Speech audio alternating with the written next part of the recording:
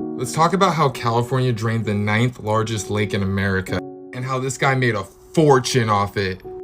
Today we're talking about Tulare Lake. This was Tulare Lake. It was by far the biggest lake in California and the biggest freshwater lake west of the Mississippi. And for thousands of years, Tulare Lake, Kern Lake, and Buena Vista Lake kept most of the Central Valley as a fertile wetlands.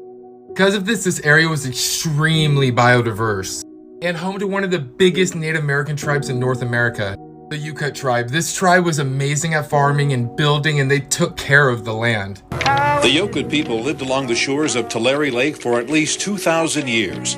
In their story of creation, they believe the mountains on each side of the lake, the Sierra and the Coast Range, were scooped from the mud of the lake bottom. Its waters were the source of all life, the abundant plants and wildlife they lived on. But everything changed after colonizers showed up.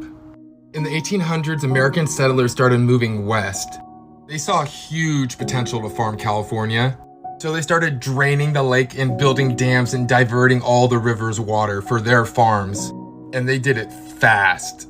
They quickly turned a land that was forest and wetlands into that. Now let's talk about this asshole, the first governor of California, Peter Burnett. Governor of California, Peter Burnett, did issue an order for the extermination of all Native Americans in the state. That's right, we took their river, their land, and that. Now let's talk about J.G. Boswell. He was moving west because his farm in the south got destroyed by cotton-eating insects. In 1921, he bought a bunch of land on the shores of Lake Tulare.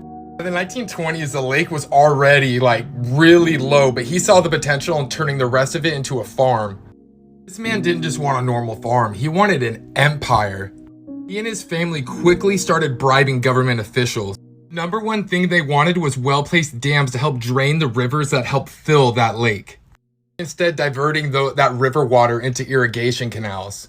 And they got what they wanted. By the 1930s, Lake Tulare was gone. And he had cotton farms that are still here to this day that are huge. Last thing I want to say is, yes, bad farming practices did affect this lake, but this man's greed is the real reason why that lake is gone today.